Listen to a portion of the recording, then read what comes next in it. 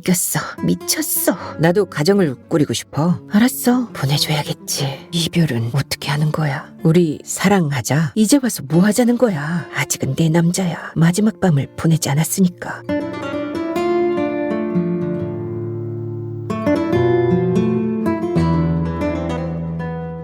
데이지꽃, 면사포. 최숙미.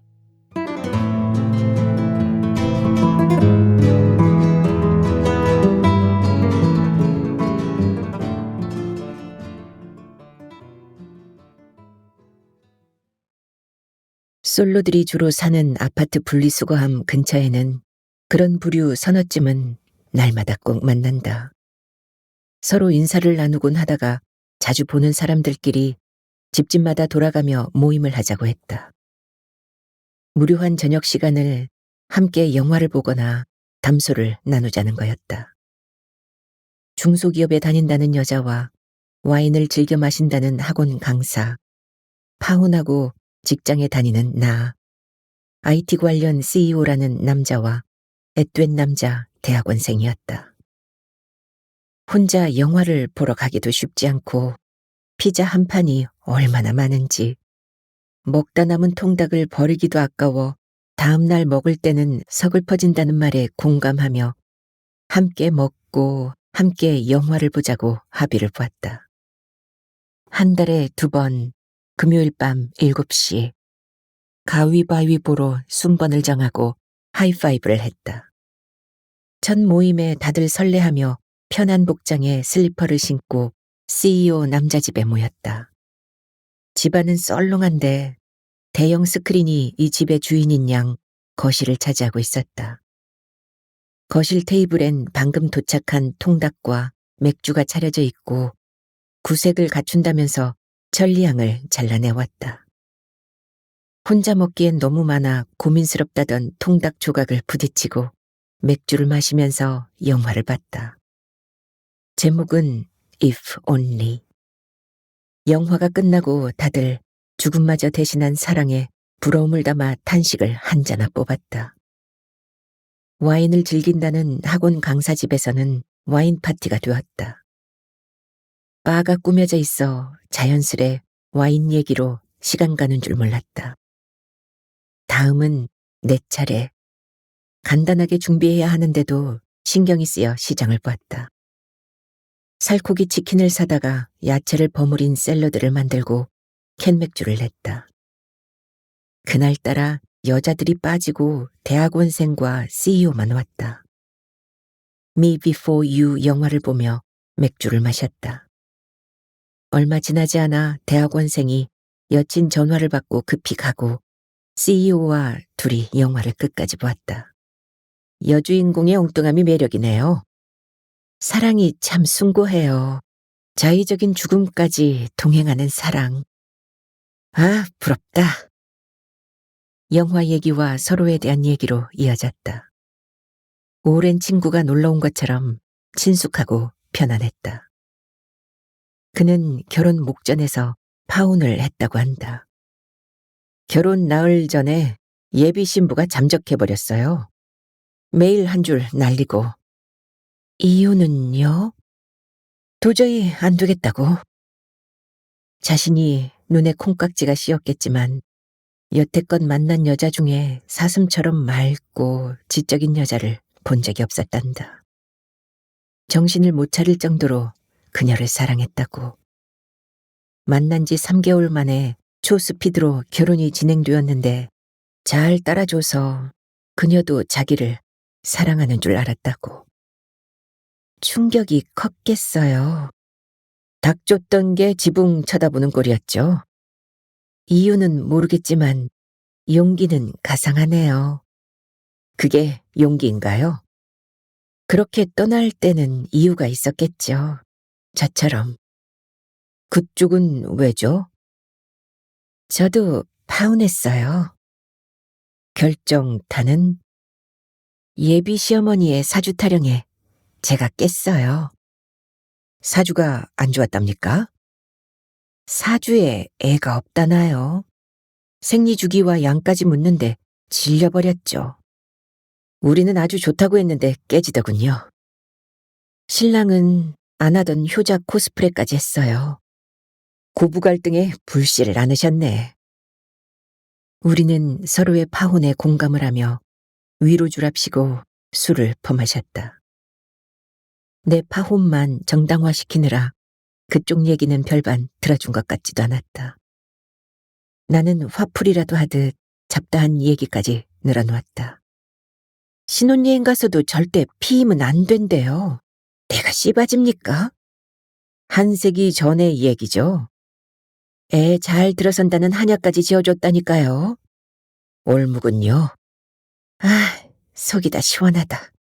세상에 내 말 들어주는 남자도 다 있네. 저도 술만 납니다. 비혼주의자로 살 겁니다. 장담 말아요. 인생이 어떻게 될 줄 알고. 나는 그 집구석 팽개치는 게 얼마만한 결단과 용기가 필요했겠냐고. 둘 다 인생 찝찝하니 술이나 마시자고 혀꼬부라진 소리를 해댔다. 2살 나이 차는 집어치우고 친구 먹자고.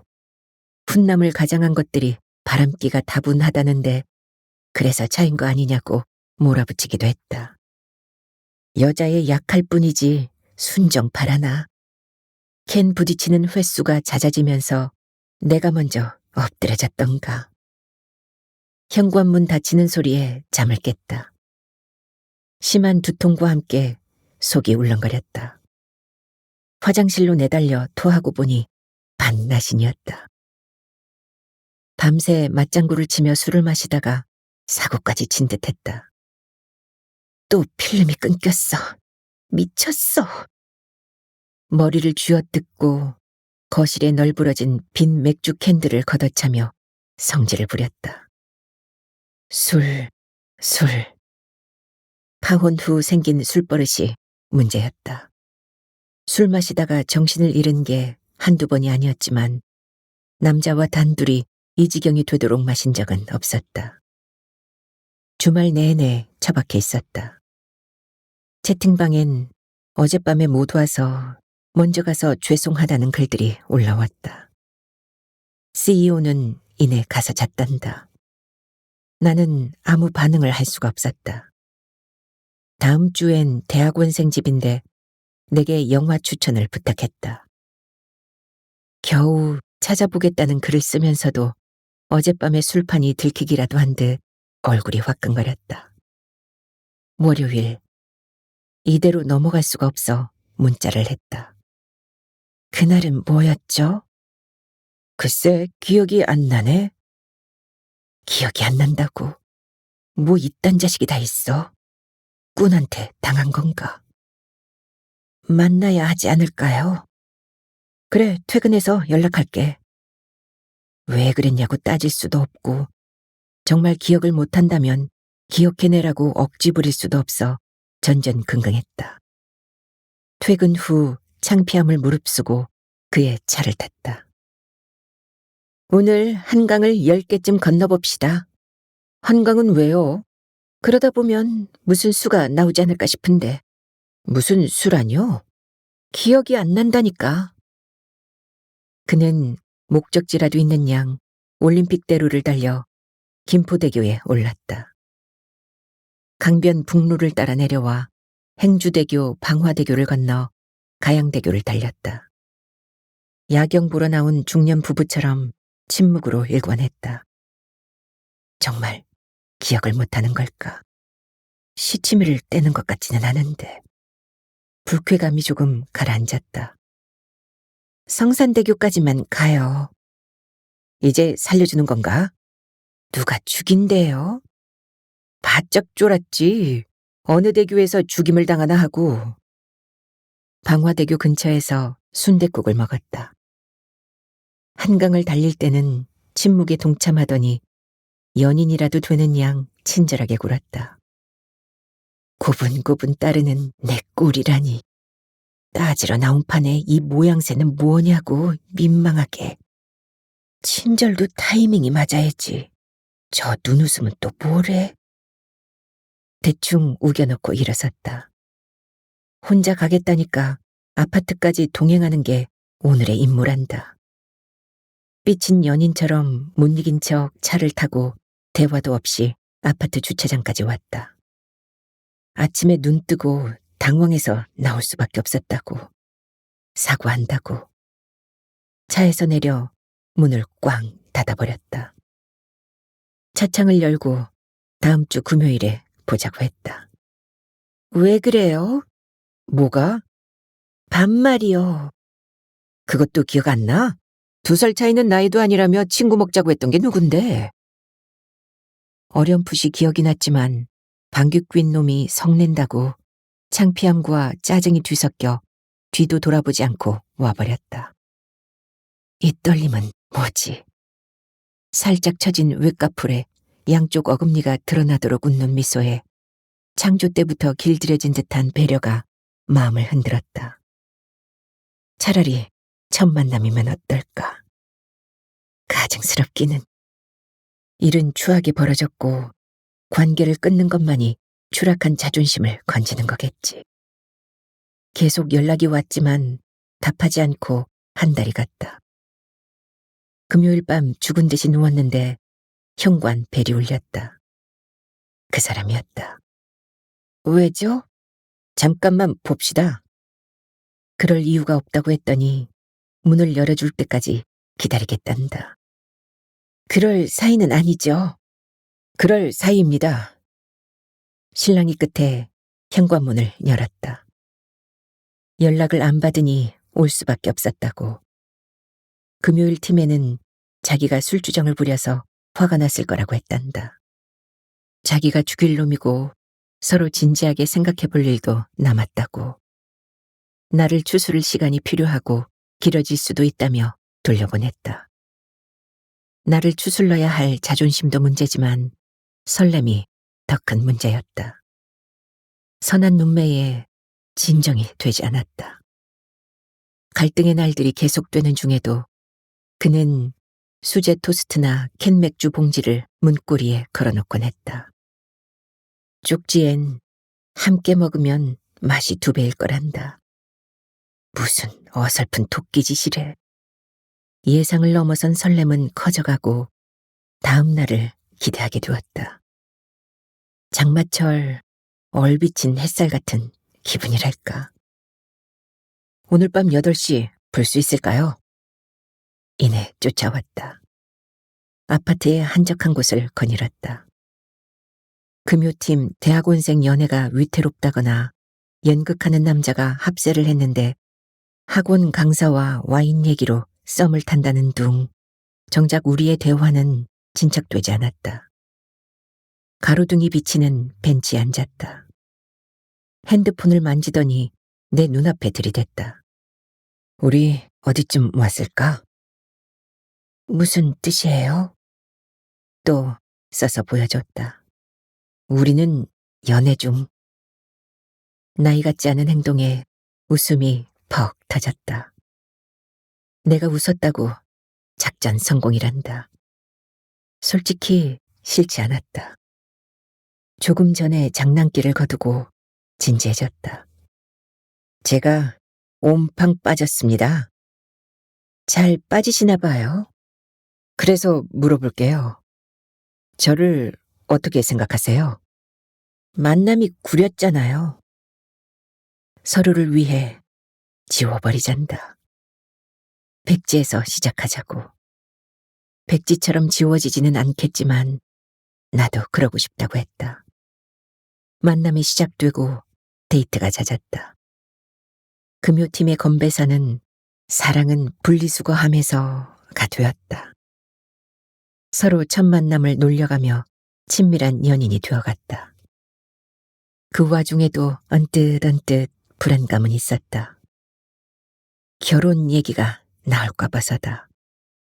파혼 후 비혼으로 방점을 찍은 터였기에 서로에게 부담을 주는 절차는 갖지 말자고 했다. 어떤 부담이냐고 알고 가잔다.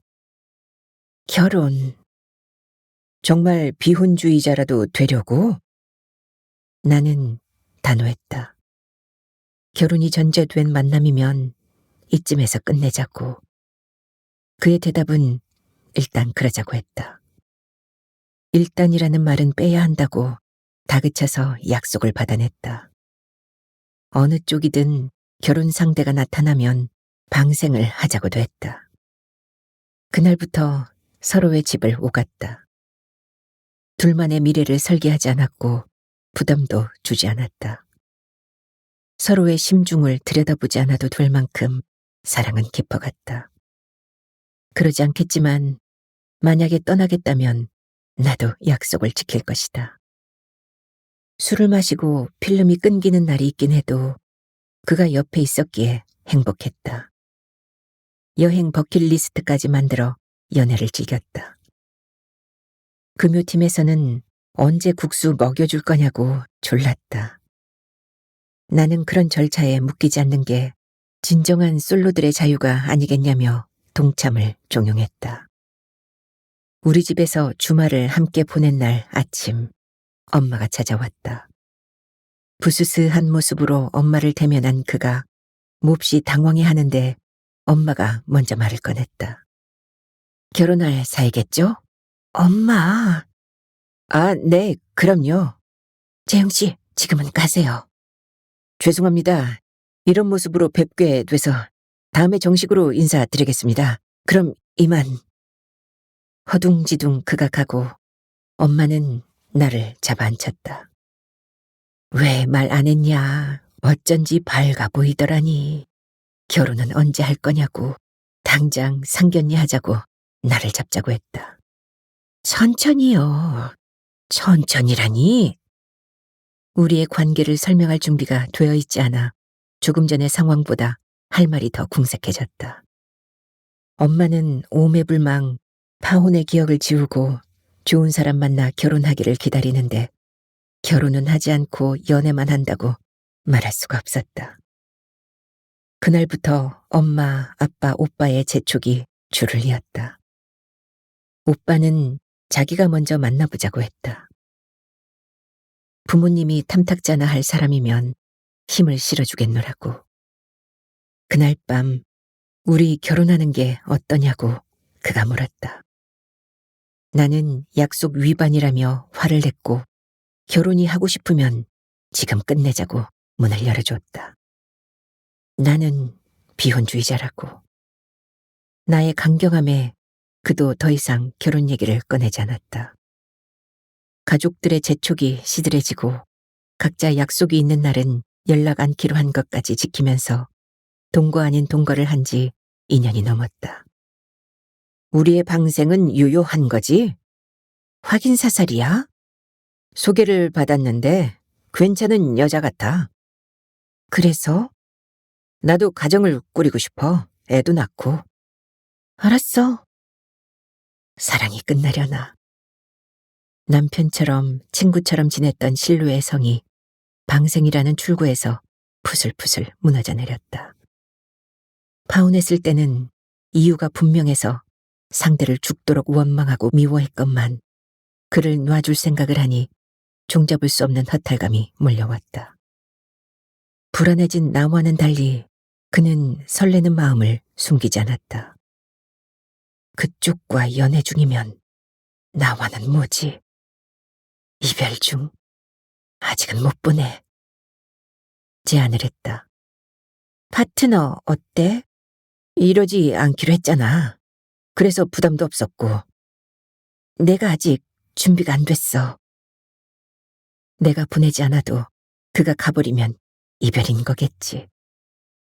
방생은 그와의 강철 같은 사랑을 자랑하는 객기 같은 거였는데 아주 먼 훗날의 일이거나 그런 순간은 오지 않으리라는 확신도 있었는데 떠나기 위한 비상구였다니 믿기지가 않았다.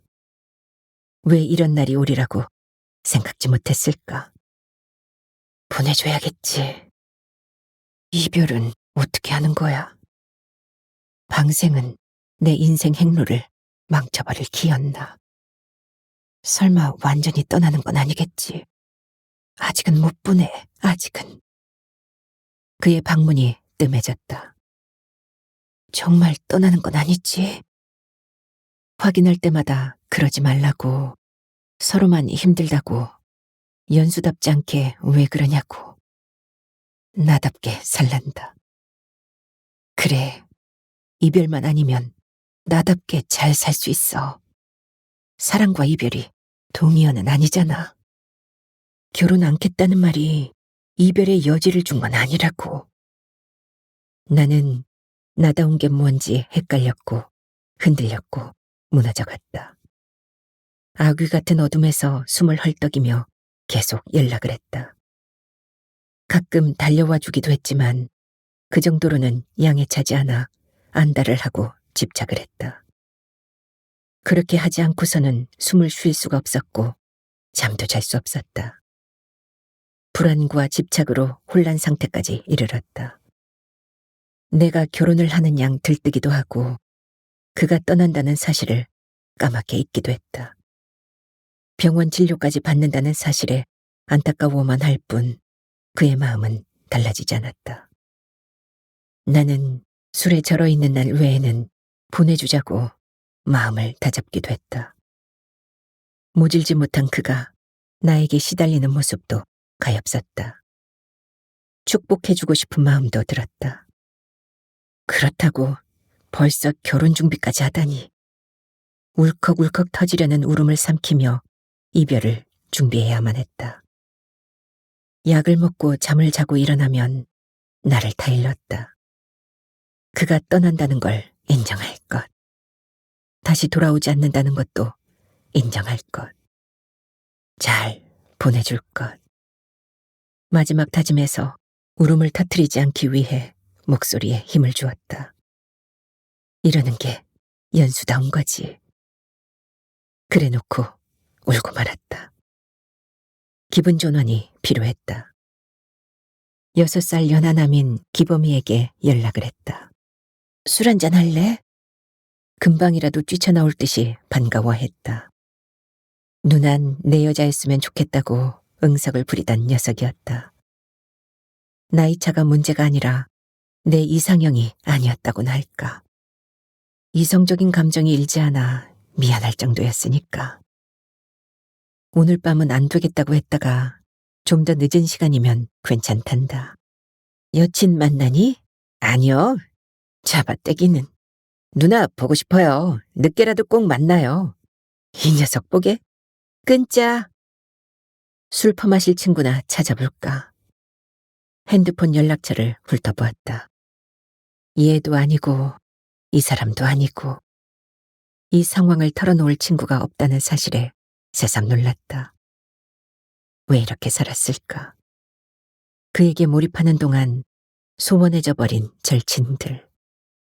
둘만의 세상이 전부인 것처럼 살았다니. 그와 해외여행 가느라 경희 결혼식에도 못 갔어. 세상 부럽지 않게 연애를 했건만 이 꼴이 나고 말았네. 그가 결혼을 며칠 앞두고 늦은 시간에 찾아왔다. 팔찌를 건넨다. 이별 선물인 모양이다. 차마 목걸이는 걸어줄 수 없어 팔찌를 산 거로군. 채워주려는 걸 마다했다. 나중에 시나몬 애플차를 마셨다. 같이 만들었던 차여서 목이 메는 걸 마지막 다짐을 곱씹으며 심호흡을 했다. 정말 잘 보내줄 것. 준비는 잘 되어가? 그럭저럭. 신혼여행은 어디로 가? 몽골로. 나랑 같이 갔던 곳은 피하려고 신경을 썼단다. 그래, 우리의 버킷리스트였던 곳을 건드리지 않는 것만도 고마운 일이지. 샹그릴라 호텔이 좋다고들 하던데 우리도 거기로 정했어. 잘 갔다 와. 응. 방생 어렵지 않네. 그가 맥주와 말린 과일을 꺼내왔다. 나는 냉정하려고 주례사 같은 말을 주워 섬겼다. 잘 살길 바랄게. 애들 많이 낳아 애국하고. 우리 사랑하자. 싫어. 마지막 밤이잖아. 그래서 싫어. 단호하게 거절했다. 이대로 그에게 무너지면 또 나를 지탱하지 못할 것 같았고 그를 보낼 수 없을 것 같았다. 연수야, 내 맘 알잖아. 이러지 마. 이제 와서 뭐 하자는 거야? 마지막으로 안아보게 해줘. 마지막으로? 친구 만난다고 하고 왔어. 그래서? 팔찌라는 앞소절에 사랑이라는 후렴구로 끝내겠다고? 여자들 촉 알잖아. 폐기 처분하러 왔니? 점점 오기가 발동했다. 이렇게 어설픈 이별의 밤을 보내고 산뜻하게 떠나겠다고. 내 다짐이 바람을 맞은 듯 슥 뒤로 밀쳐졌다. 잘 보내주겠다는 다짐, 아직은 보류야. 다시 와. 다시 와야 해. 마지막 밤이라는 붉은 별을 들고서 2년을 넘긴 열애를 짬낸 시간으로 해치울 수는 없어. 신경전을 벌이다가 결국 밀어냈다. 그는 현관문 밖에서 한참을 서성이다가 떠났다. 다시 꼭 와. 그땐 우리들 얘기만 해야 해. 서두르지도 말고 초조해하지도 말고. 그래야 잘 보내줄 수 있으니까. 마지막 밤은 우리의 사랑만 나눠야 해. 우리들만이 아는 재위로. 그는 오지 않았다. 결혼 전에 이 정도도 못해준다는 건가? 나는 또 잠을 못 자고 술을 마셨다. 잘 보내준다니까. 회사를 어떻게 다니는지, 일은 제대로 하는 건지, 하루하루가 험지로 가는 듯 비틀거렸다. 밤마다 술을 먹어도 잠이 오지 않아 노트북만 뒤적였다. 나도 여행이나 갈까? 몽골로. 웃음이 터졌다. 그와의 마지막 밤을 샹그릴라 호텔에서. 짜릿한데. 장난삼아 울란바토르행 항공사와 샹그릴라 호텔에 예약을 했다. 잽싸게 확인 문자가 들어왔다. 취소를 하려다가 멈췄다. 내 남자가 결혼하는 날에 내가 뭘 하겠어. 일단 가보는 거야. 그곳에서 우연히 마주치면 더 좋고. 신혼여행 코스 뻔할 테니까 놀라게 해주는 것도 괜찮겠네. 나는 그냥 울란바토르 여행을 간 거고, 하필 샹그릴라 호텔에 묵은 거고, 우연히 그와 마주친 거고, 그의 입장은 내 몫이 아닌 거야. 마지막 이별 파티도 하지 않은 데 대한 벌칙 정도로 해두겠어. 그의 결혼식이 있는 주말 오후, 나는 울란바토르 공항에 내렸다. 공항에서 호텔로 곧장 가지 않고 도착하는 사람들을 지켜보았다. 왜 하필 신혼부부들만 눈에 띄는지. 밝고 행복해 보였다. 신혼여행이 행복한 만큼 결혼 준비도 순조로웠을까. 신부들이 유난히 해맑다. 결혼하기까지 힘든 일은 없었냐고 인터뷰라도 해보고 싶다. 아마도 거짓말이 파랄일걸. 그가 20대 후반으로 보이는 신부와 손을 꼭 잡고 나왔다. 우리나라 신부 화장은 예술이야. 연예인 수지처럼 예쁘구먼. 캐주얼한 슈트 차림의 그는 나이보다 젊어 보인다. 그의 표정 어디에도 내 남자의 흔적은 없다. 신부를 보고 살짝 웃는 미소에 숨이 멎을 듯하다. 눈에 불꽃이 튀고 피가 연쇄 충돌을 해서 비명이라도 지를 것 같다. 왜 목은 메이냐고. 나는 허둥댔다. 아직은 내 남자야. 마지막 밤을 보내지 않았으니까. 그도 알고 있어. 마주칠 순간이 올 거야. 나보다 더한 질투의 화신이 골든타임을 잡아줄 거라고. 호텔 픽업 택시를 타고 떠나는 그들을 보면서 예상치 못한 계획들이 세워졌다. 울란바토르 구경 백화점에 들러 커플 잠옷과 화장품, 그가 좋아하는 좀비바투스마치산 향수를 사고 몽골 전통주 아이락도 샀다. 시간도 보낼 겸 메르꾸리 시장에 들러 수술이 화려한 전통 모자도 2개 샀다. 마지막 밤을 보낼 기념사진용이다. 악마의 속삭임일까. 묘한 설렘이 일었다.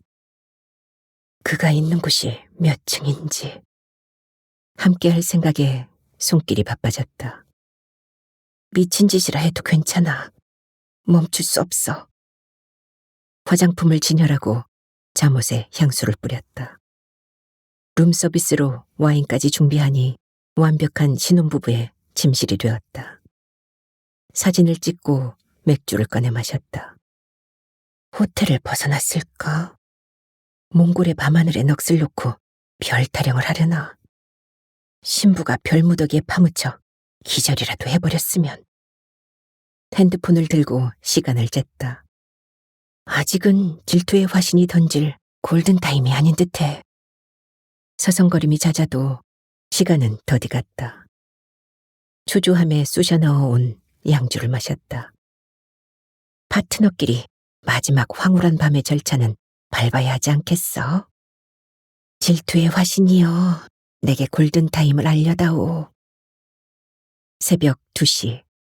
문자를 찍는데 수전증 걸린 사람처럼 손끝이 떨렸다. 같은 호텔 1308호 수. 오지 않았다. 설마 핸드폰을 꺼놓은 건 아니겠지? 내가 온다는 티도 안 냈으니까 그러지는 않았을 거야. 껐더라도 한 번쯤은 켜볼 거야.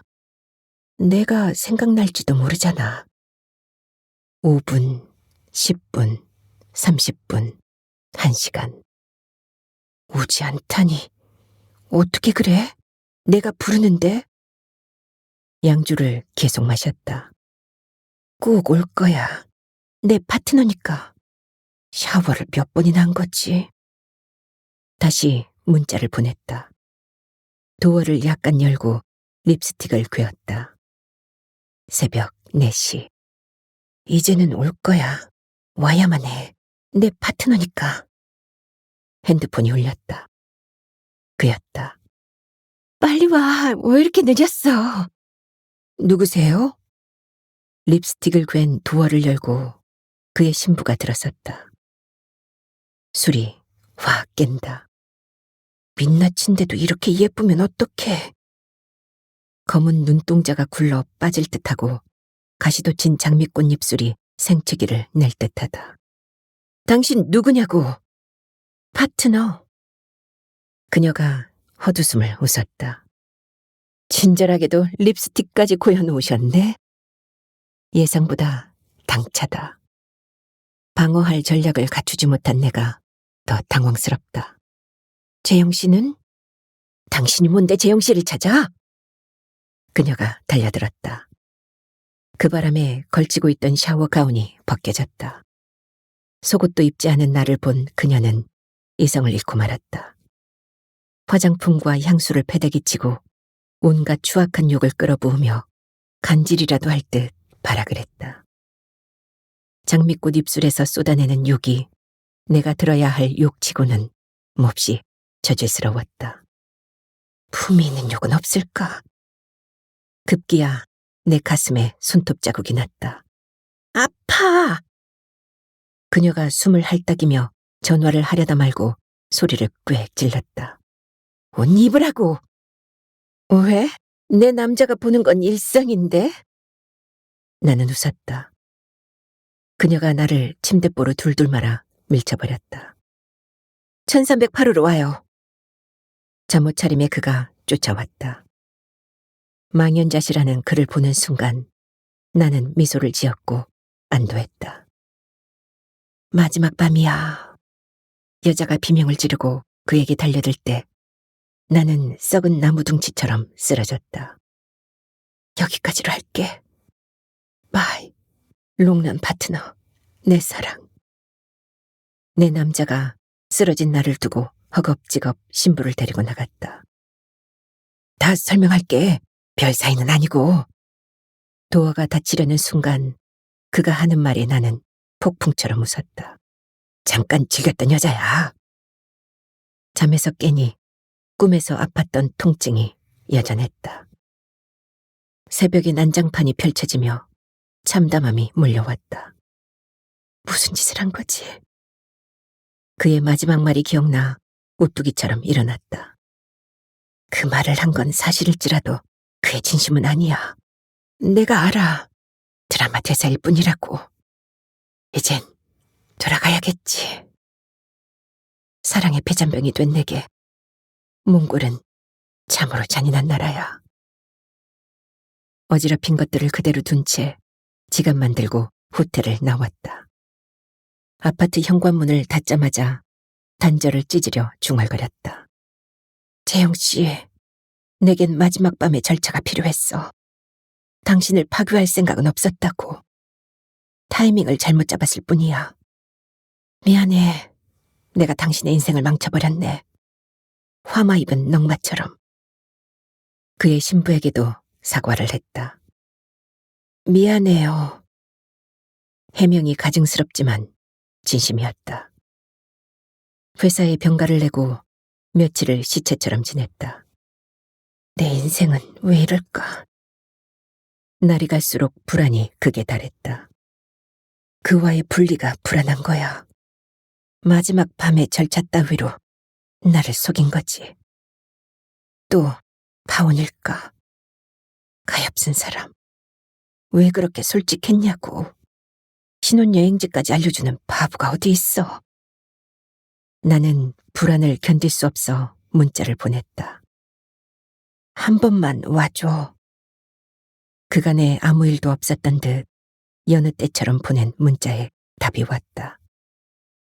나중에, 짧으나 희망이 보이는 나중에. 나는 1초도 늦을세라 낚아채듯 물었다.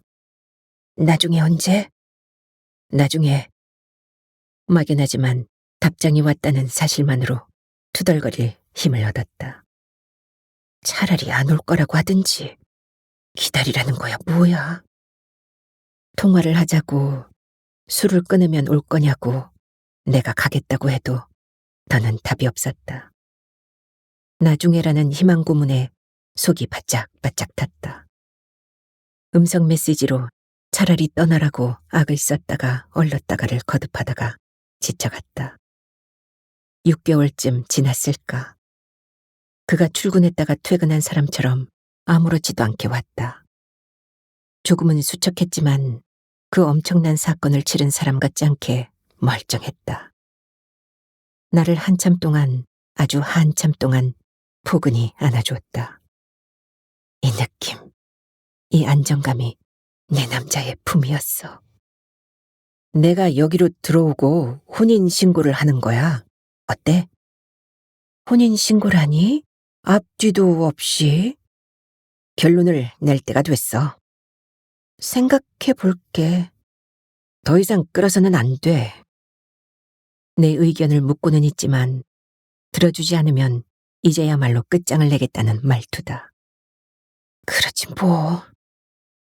비혼주의로 단단하게 걸어잠갔던 신념은 어쩌고. 결혼의 절차가 또 묵직하게 다가왔지만 더는 피할 수 없는 한계까지 온 듯했다.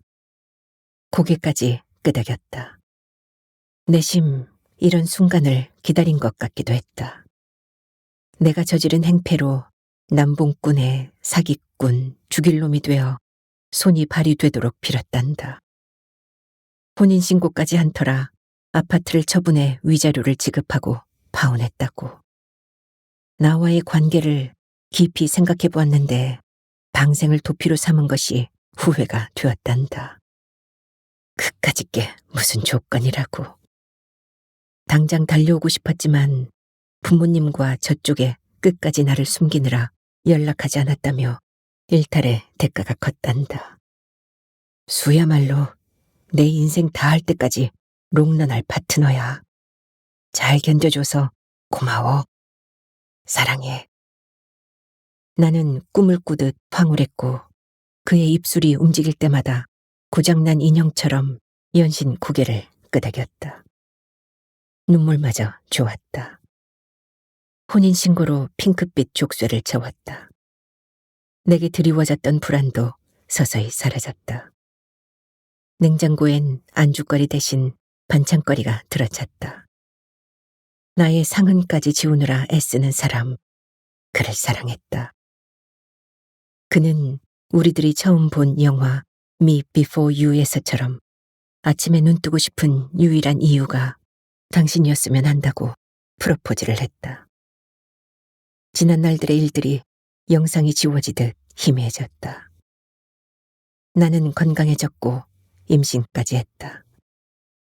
시시하게 만나 서로를 흡입하느라 겪은 고통이 너무 컸지만 결혼할 수 있을 것 같았다. 가슴이 그토록 뛰게 한 사람은 재영 씨뿐이었어. 그는 내 코를 잡고 흔들며 엄포를 놓았다. 각오해. 이번에야말로 파혼에 덫에 걸리지 않을 테니까. 부모님은 내가 누군지 아셔? 전혀. 그날 밤의 파트너는 내가 아니겠네? 그날로 끝냈다고 했어. 상견례를 하고 이천 외삼촌 댁 마당에서 스몰 결혼식을 올리기로 했다. 웨딩샵 매니저로 일하는 친구를 설득해 폐기 직전인 드레스를 샀다. 유행 지난 면사포가 엄마 결혼식 면사포 같아 마음에 들었다. 도와주겠다는 것을 극구 사양하고 혼자 예식 준비를 했다. 하루 전날 그는 부모님을 모시고 당일에 오기로 하고 나는 부모님과 혼례복을 싣고 외삼촌 댁으로 갔다. 마당엔 두 분의 손끝에서 핀 꽃들이 만발했다. 하늘엔 장미향이 가득하고 햇살은 눈이 부셨다. 외삼촌은 양가 부모님들이 앉을 의자를 내다 놓았다.